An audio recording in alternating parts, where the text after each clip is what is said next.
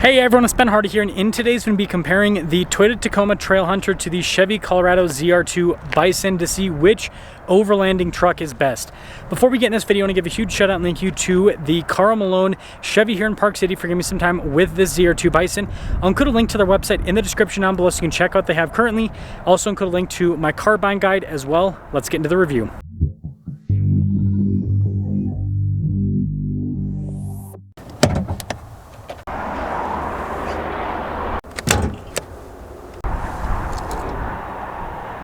Powering the Colorado is a turbo 2.7-liter four-cylinder that goes through an 8-speed automatic transmission. Fuel economy is going to be mid-teens. Power outputs are 310 horsepower and then 430 pound-feet of torque. Now, powering Tacoma is a hybrid 2.4-liter four-cylinder that goes through an 8-speed. Fuel economy with this is going to be higher teens. Power outputs are 326 horsepower and then 465 pound-feet of torque. Now, before we move forward with this comparison, I do want to mention if you're going to see more videos just like this, then I recommend you subscribe because I post content every single day.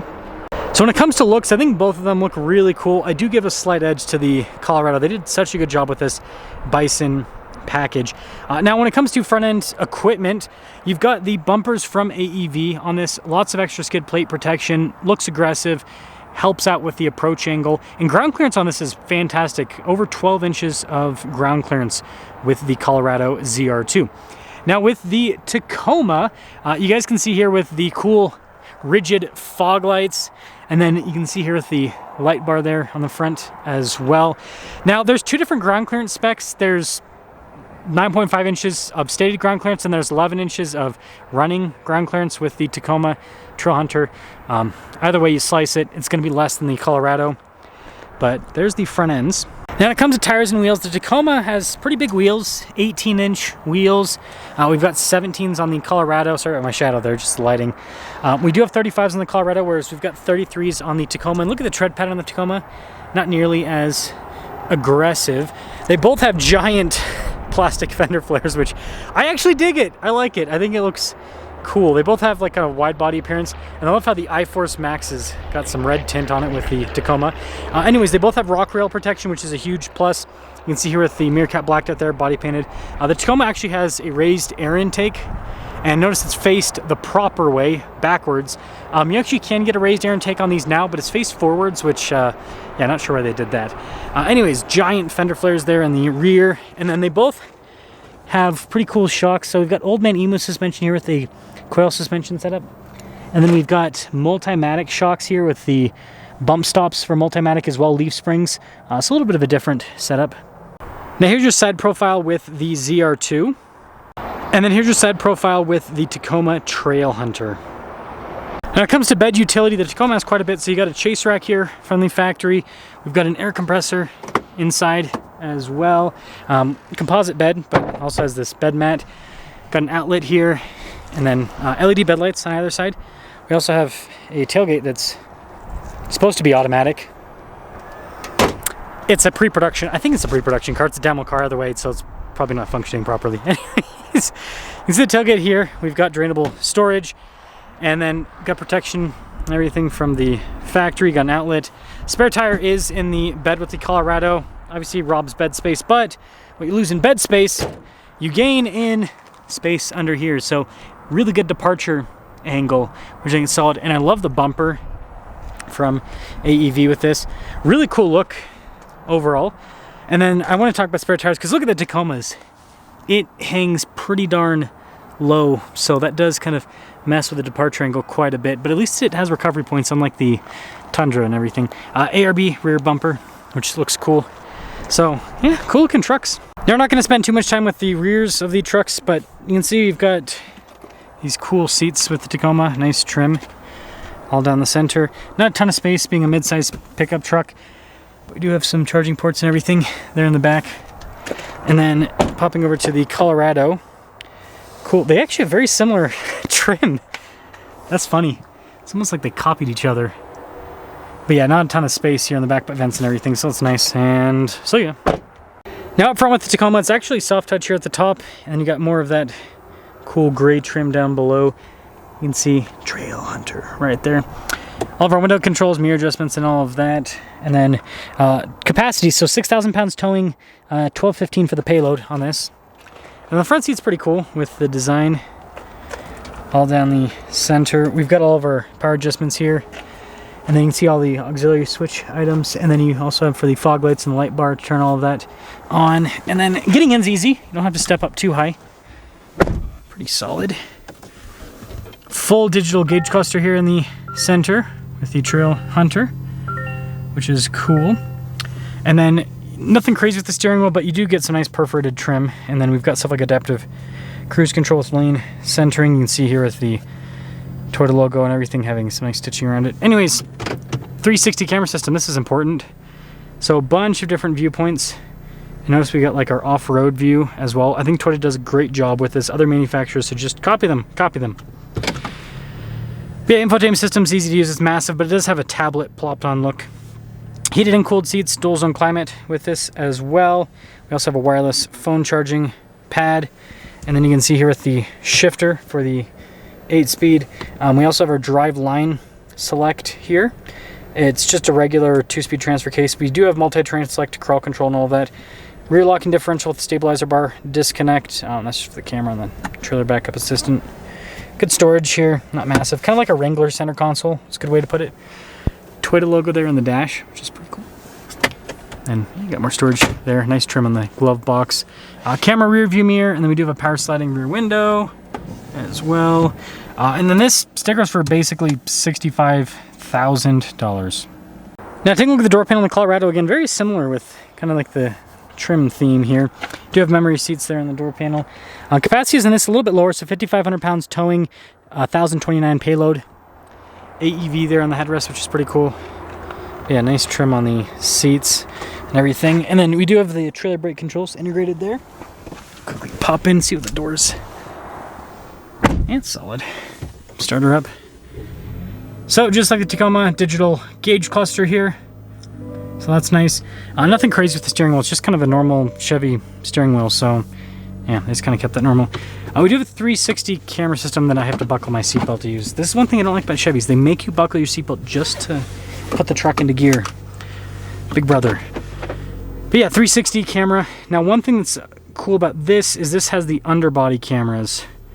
So that's something that the Tacoma does not have. And then aside from that, infotainment system's pretty easy to use. We do have heated and ventilated seats just like the Tacoma, dual zone climate, front and rear locking differential setup, wireless phone charging pad, advanced four-wheel drive system. So the Tacoma just has low and high. This has four-wheel drive auto as well. So it's got a little bit more with off-road kit, right? Because you got four-wheel auto and you got the front locker. Anyways, center console, it's pretty big. Again, kind of like a Wrangler console, so it's something to note. No camera rear view mirror though, and then the window's actually manual, but this is a little bit less, $63,000 roughly, so you save a little bit of money for having slightly fewer features. So with that being said, let's sum things up with this comparison.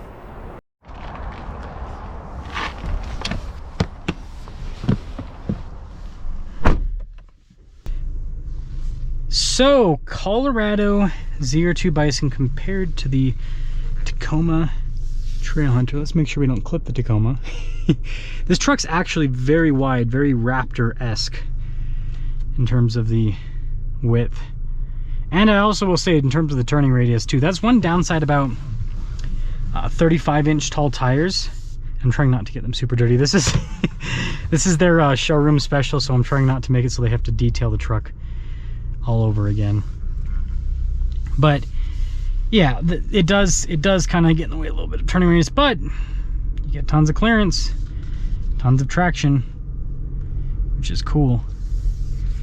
Mostly the seats pretty comfortable. It'd be interesting to compare them to the Tacoma seats once we get around to that.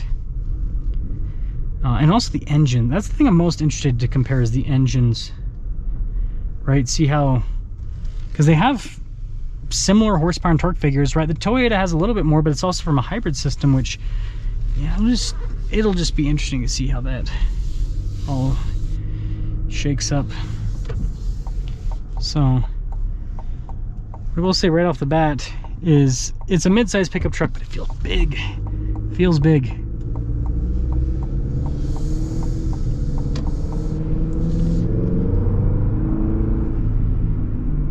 Yeah, it's got some torque, that's for sure. Now, I've said this in the past and I'll say it again. This truck is probably the best riding mid-size pickup truck out there. It is incredible how smooth this is. The 35s are going to help out with the dampening, but on top of 35s, you also have the Multimatic shocks and bump stops that just make it so this is a dream to drive. It really does a fantastic job going over bumps and everything. It's really cool, actually. I'm trying a different driving route this time, by the way. Seeing if this will be better, worse, the same. Time will tell. But as we are waiting to... I'll turn. This is nice. This is just a nice truck. We'll turn now. Look at that torque. It's so smooth, the power delivery. Really cool. And yeah, again, the ride. I feel like I'm driving a monster truck. It's actually really cool.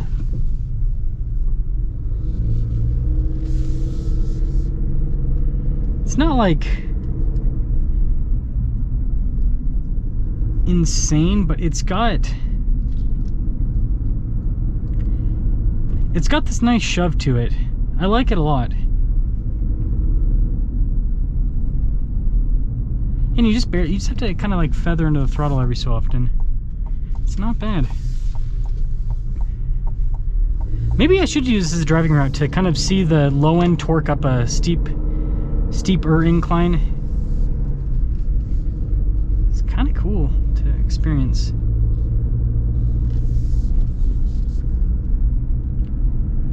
We'll get one more acceleration, then we'll sum things up.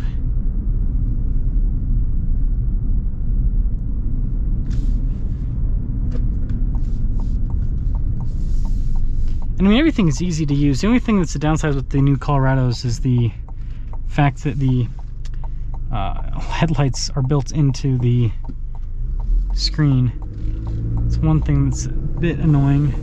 It's not the end of the world, though.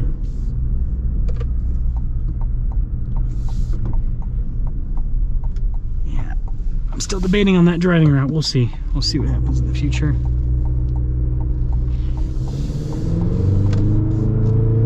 Oh yeah. Yeah, it'd be interesting to compare this to the Tacoma when it comes to torque, but this is a torque monster. And this does have to move 35s. That is something else to note.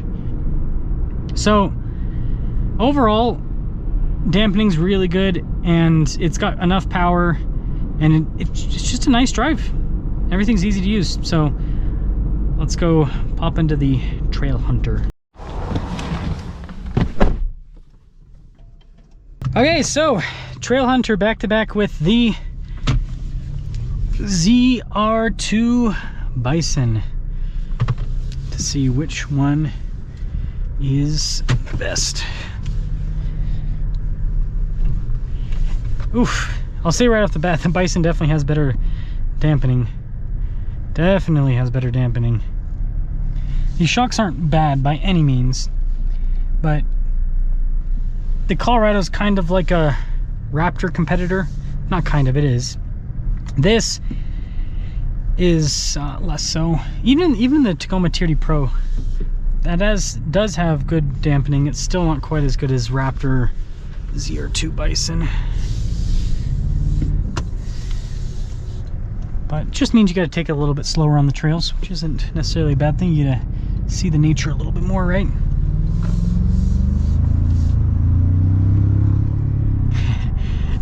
You get the little turbo blow-off valve there, or blow-off valve. I can't talk. The little turbo noise with the raised air intake. Listen. Just a little whistle. Definitely quicker. Definitely quicker. And I think it's for a number of reasons. Smaller tires, that's a big thing. I think that definitely impacts the acceleration feel. But yeah, you do get like a bigger push on the low end with this than what you get with the Colorado. It's Yeah, it's a noticeable difference. It's a noticeable difference. I'm not going to go through the whole thing this time. I'm just going to kind of loop. I guess we want to do the hill so I can see that. Yeah, I guess we'll go through it again.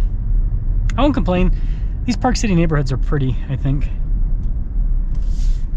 This is I think like 6,500 feet above sea level, so it's a great place for aspens and pine trees, as you can see, both of which are all over. And I think they're it's always pretty to see them on properties. Yeah, the low end on this is a lot better than the Colorado, which makes sense because of the extra torque that you have and the torque being electric. That definitely helps out.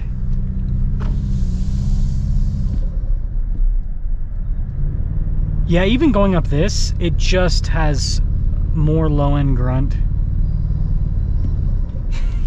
That thing goes crazy. It's just constantly whistling.